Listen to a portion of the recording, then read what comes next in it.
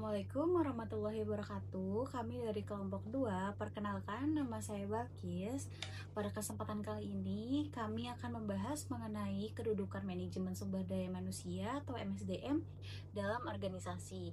Namun, sebelum kita masuk ke dalam MSDM-nya, kita itu perlu memahami terlebih dahulu apa itu pengertian dari organisasi. Nah, aku akan menjelaskan yang pertama itu pengertian organisasi.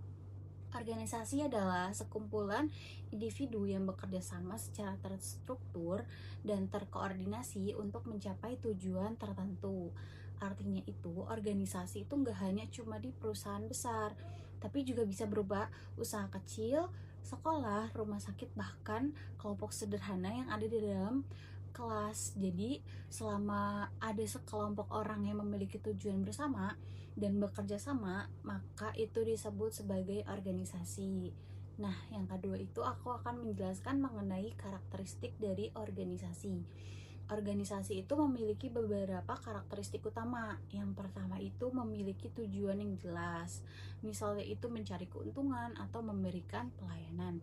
Nah, yang kedua itu adanya pembagian tugas sehingga setiap anggota memiliki tanggung jawab masing-masing. Nah, yang ketiga itu memiliki struktur organisasi, yaitu hubungan antara atasan dan bawahan. Nah, yang keempat itu adanya koordinasi dan komunikasi. Jadi agar pekerjaan itu berjalan dengan lancar. Nah, yang kelima itu memiliki aturan kerja seperti SOP dan kebijakan dalam perusahaan. Nah, yang ketiga itu aku akan menjelaskan mengenai unsur-unsur organisasi.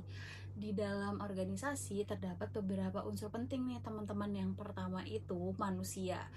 Nah, manusia itu sebagai pelaku utama dalam organisasi. Nah, yang kedua itu ada tujuan, yaitu sebagai arah dari setiap kegiatan. Nah, yang ketiga struktur organisasi, yaitu untuk mengatur pembagian kerja. Nah, yang keempat sumber daya. Contohnya itu kayak modal, teknologi, dan fasilitas. Nah, yang kelima itu lingkungan, yaitu faktor luar dari pelanggan atau pesaing yang mempengaruhi organisasi. Nah, aku akan memberikan contoh singkatnya nih teman-teman. Sebagai contohnya itu di dalam sebuah kafe. Nah, barista itu membuat minuman, kasir melayani pembayaran, dan juga manajer itu mengatur operasional. Nah, jadi jika salah satu dari pekerja itu tidak menjalankan tugasnya dengan baik, maka kinerja kafe itu akan terganggu. Nah, itu menunjukkan pentingnya kerjasama dan pengelolaan manusia dalam organisasi. Nah, dari penjelasan aku yang tadi itu, kita tuh dapat melihat bahwa manusia merupakan unsur utama yang paling penting di dalam organisasi. Nah, disinilah peran MSDM itu menjadi sangat penting nih teman-teman, yaitu untuk mengelola sumber daya manusia agar dapat bekerja secara optimal dan juga mencapai tujuan dari organisasi. Nah, selanjutnya itu akan dijelaskan materi lebih lanjut mengenai MSDM dalam organisasi oleh rekan kita Juwita.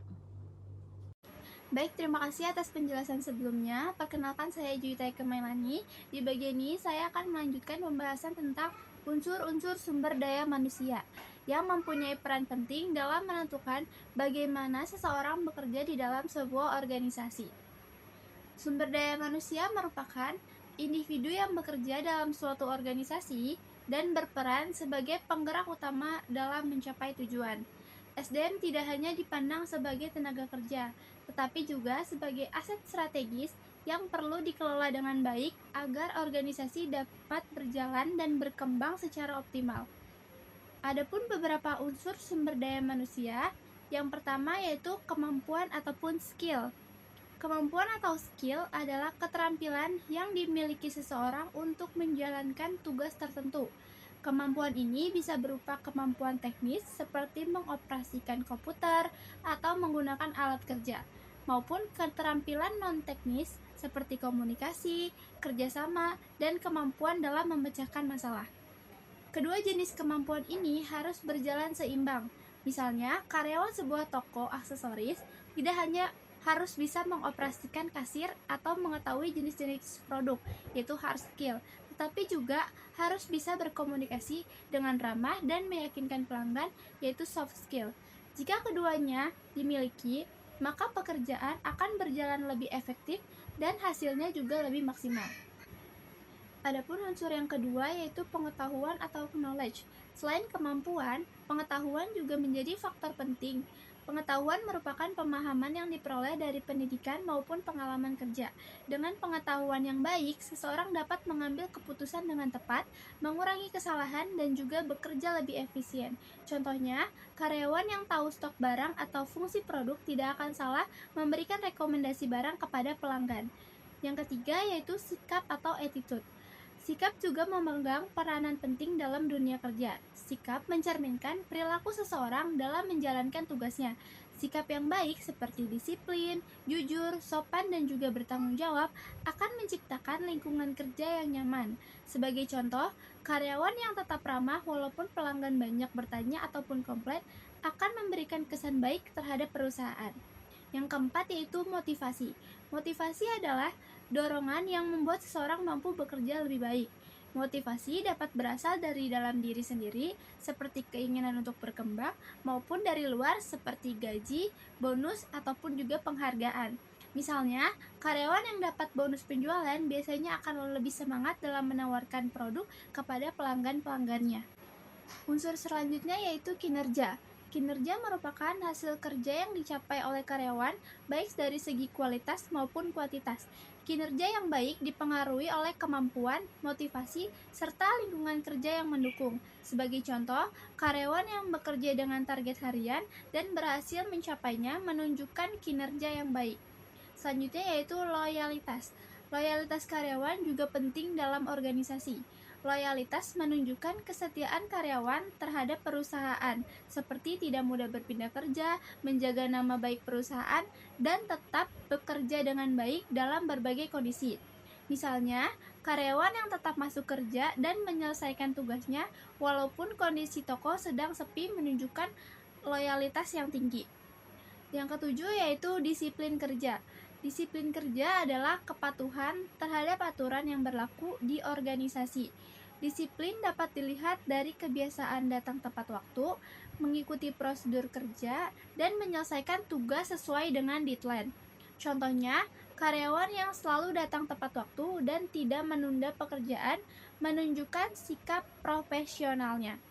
Yang kedelapan yaitu kreativitas dan juga inovasi. Selain itu, kreativitas dan juga inovasi juga dibutuhkan dalam organisasi. Kreativitas adalah kemampuan dalam menghasilkan ide baru, sedangkan inovasi adalah penerapan dari ide tersebut. Hal ini penting untuk membantu organisasi berkembang dan juga bersaing. Misalnya, ide membuat promo beli 2 gratis 1 atau membuat konten video sederhana di media sosial bisa menarik lebih banyak pelanggan. Secara keseluruhan, SDM memiliki peran strategis dalam organisasi sebagai penggerak utama operasional, penentu kualitas layanan, serta sumber inovasi. Organisasi yang memiliki SDM berkualitas akan lebih mudah mencapai tujuan dan berkembang lebih cepat. Sebaliknya, jika SDM tidak dikelola dengan baik, maka kinerja akan menurun, target sulit dicapai, dan lingkungan kerja menjadi kurang kondusif. Berdasarkan penjelasan tersebut, dapat disimpulkan bahwa sumber daya manusia bukan hanya bagian dari organisasi, tetapi merupakan faktor utama yang menentukan keberhasilan atau kegagalan suatu organisasi. Namun, sumber daya manusia yang baik tetap memerlukan pengelolaan yang tepat agar dapat bekerja secara optimal. Untuk itu, peran manajemen dan kedudukan manajemen sumber daya manusia dalam organisasi menjadi sangat penting yang akan dijelaskan lebih lanjut oleh rekan saya selanjutnya. Ya, sebelumnya perkenalkan nama saya Zulfi Bagus Krisdianto. Saya dari mahasiswa Universitas Pamulang. Saya ingin melanjutkan untuk pembahasan berikutnya seperti itu ya. Nah, yang tadi sudah dibahas gitu ya, kita akan membahas peranan manajemen. Seperti itu, dimana manajemen adalah proses mengatur dan mengelola sumber daya organisasi gitu ya, agar tujuannya dapat tercapai secara efektif dan efisien gitu ya. Kalau kita bicara secara efektif, artinya tujuan yang kita lakukan itu bisa tercapai sesuai dengan apa yang kita targetkan, seperti itu. Lalu juga efisien gitu ya, artinya dari waktu, dari biaya yang kita keluarkan itu cukup bagus gitu ya, artinya tidak sampai kita rugi lah, seperti itu. Nah, kalau kita bicara soal fungsi manajemen gitu ya, pasti teman-teman sudah mengenal yang namanya POAC gitu ya, POAC gitu ya. Kita bicara soal planning gitu ya, terus juga organizing gitu ya. Terus kita juga bicara soal actuating dan juga terkait dengan controlling. Nah, kita bahas nih terkait dengan planning gitu ya. Kalau kita bicara soal planning, pastinya kita bicara soal menentukan tujuan gitu ya. Artinya tujuan apa sih yang akan kita lakukan gitu ya untuk mencapai tadi ya, mencapai goals dari kita sendiri seperti itu. Nah, pastinya seorang atasan gitu ya harus menentukan tujuannya gitu ya, perusahaan ini tuh mau dibawa kemana gitu ya, dan bagaimana cara melakukannya seperti itu. Lalu juga organizing gitu ya, dimana membagi tugas sesuai dengan kemampuan masing-masing individu gitu ya. Kita berorganisasi artinya kita harus tahu juga gitu ya bagaimana karyawan yang memang mampu gitu ya untuk melakukan gitu ya, posisi leader sebagai apa, staff juga sebagai apa, dan fungsinya bagaimana seperti itu. Nah, kita juga ada juga actuating gitu ya, memberikan arahan dan motivasi kepada karyawan. Pastinya kita bukan semata-mata hanya memberikan pekerjaan-pekerjaan secara terus-menerus, tapi kita juga harus memotivasi gitu sih ya, memotivasi dengan cara apa gitu ya, mungkin dengan cara menyemangati tujuan mereka apa gitu ya. Kita juga bisa memberikan skill-skill yang kita bisa berikan gitu ya, agar mereka termotivasi gitu ya. Pastinya bukan hanya dengan dari bonus dan lain-lain gitu ya, tapi kita juga termotivasi terkait dengan peningkatan skill seperti itu. Nah, lalu juga ada kontrol gitu ya, dimana mengawasi dan mengevaluasi kinerja gitu ya. Artinya sebagai seorang manajemen gitu ya, kita harus mengevaluasi juga gitu ya, atau mungkin kita sebutnya bisa dibilang KPI gitu ya. Ada namanya KPI, Key Performance Indicator gitu. Jadi masing-masing orang pastinya ataupun manajemen menentukan KPI-nya dari masing-masing gitu ya, fungsinya sebagai apapun gitu ya. Jadi ada goals-nya lah, ada penilaiannya seperti itu. Nah, lalu juga ada kedudukan MSDM dalam berorganisasi gitu ya, dimana mengelola tenaga kerja gitu ya. Kita mengelola dari hulu sampai dengan hilir gitu ya, pasti itu dilakukan, dan menjembatani nih hubungan antara dari manajemen dan karyawan gitu ya. Jadi pasti tadi gitu ya, manajemen maunya apa, karyawan apa, kan biasa ditangkapnya dengan cara berbeda gitu ya. Artinya kita di sini menjembatani seperti itu. Terus juga meningkatkan kualitas kinerja dari karyawan itu sendiri gitu ya, mungkin mulai dari pelatihan, training, dan lain-lain seperti itu. Nah, tugas MSDM sendiri gitu ya, lalu ada meliputi salah satunya ada rekrutmen gitu ya, dan seleksi karyawan gitu ya. Artinya kalau teman-teman nantinya menjadi seorang rekrutmen gitu ya, itu harus yang objektif, bukan karena ini teman saya atau ini saudara saya gitu ya, atau mungkin ini saudara dari teman saya gitu. Nah, kenapa? Karena ini akan mempengaruhi ke depannya gitu ya. Ketika nanti kita tidak objektif, ketika kita melakukan proses seleksi gitu ya, dimana nantinya perusahaan yang akan dirugikan gitu ya, ketika ada kesalahan dari pihak tertentu, misalkan dari anaknya saudaranya itu dibawa gitu ya, nanti kita nggak berani negur padahal mereka salah gitu ya. Nah, itu yang membuat nantinya goal-goals dari si perusahaan ini itu tidak tercapai gitu ya. Kenapa? Ya karena tadi gitu ya, kita mau menegur juga sungkan gitu ya, tidak mau gitu ya. Nah, jadi proses seleksinya juga harus tepat gitu ya, sesuai dengan kualifikasi. Biasanya ada kualifikasi dari umur dan juga dari pendidikan, nah gitu ya. Lalu juga ada beberapa keterampilan-keterampilan yang bisa diterapkan seperti itu. Lalu juga ada pelatihan dan pengembangan.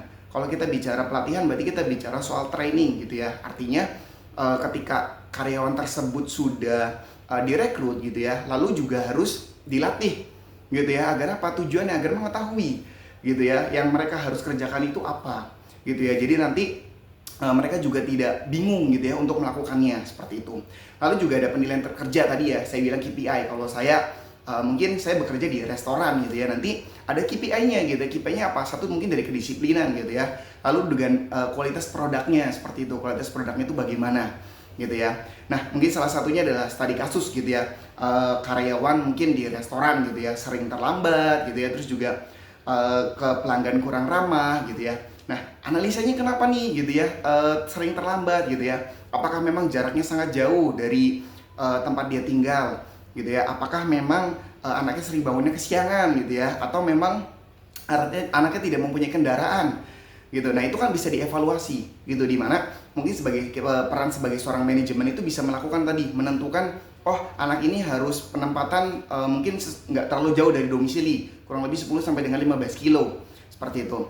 Nah, itu mungkin bisa hal-hal yang bisa dilakukan seperti itu. Dan terus kalau misalkan kurang ramah gitu ya, nah ternyata kita bisa melakukan training gitu ya, training ketika awal masuk gitu ya. Anak pasti akan diberikan training gitu terkait dengan Queen of Service gitu ya, mungkin gitu ya, cara dengan melayani, hospitality gitu ya, keramah tamahan seperti itu.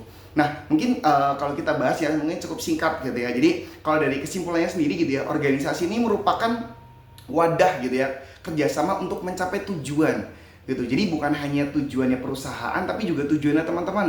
Pastinya terkait dengan kesejahteraan gitu, terkait dengan skill gitu ya, peningkatan segala macam gitu ya. Faktor utamanya adalah pasti adalah manajemen berperan dalam mengatur jalannya organisasi gitu ya. Pastinya kalau tidak ada yang mengatur ini akan susah seperti itu. Nah, mungkin kalimat penutup gitu ya, yang bisa saya lakukan adalah berdasarkan pembahasan gitu ya yang telah disampaikan, dapat disimpulkan bahwa sumber daya manusia merupakan faktor utama gitu ya dalam keberhasilan organisasi gitu ya. Jadi mau alat secanggih apapun gitu ya, kalau misalkan sumber dayanya kita tidak bisa kita bisa pertahankan, kita seleksi dari awal, kita training dengan baik, ya percuma gitu ya. Saya akhiri dari kelompok 1 atas pembahasannya, atas perhatiannya dan kerjasamanya. Saya ucapkan terima kasih.